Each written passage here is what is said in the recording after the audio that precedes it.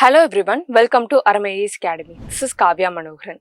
ரீசெண்டாக high low குபி volcano எத்தியோப்பியாவில் கிட்டத்தட்ட 10,000 இயர்ஸ்க்கு அப்புறம் எரப்ட் ஆயிருக்கு. ஸோ இந்த வீடியோவில் அதை பற்றி பார்க்கலாம்.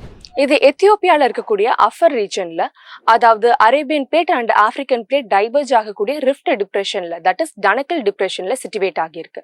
அண்ட் இது ஒரு ஷீல்டு வால்கனோ. இது எரப்ட் ஆனதுனால ரிலீஸ் ஆன volcanic ashes subtropical westerly jet stream மூலமா அரேபியன் பெனின்சுலாவை நோக்கி புஷ் பண்ணப்பட்ட காரணத்தினால அந்த ஆஷ் ப்ளூம்ஸ் இந்தியாலையும் என்டர் ஆகியிருக்கு. பட் ஆல்ரெடி இந்தியாவில் எஸ்பெஷலி டெல்லியில் ப்ரிவைல் ஆகிட்டு இருக்க பொல்யூஷனை இது அக்ரவேட் பண்ணுமான்னு கேட்டால் இது அப்பர் அட்மாஸ்பியரை தான் பாதிக்கப்படுத்தணும்.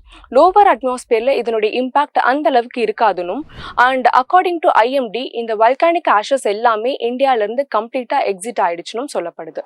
This is all about Hayli Gubbi Volcano and its impact. Hope you're clear with this topic. Thank you.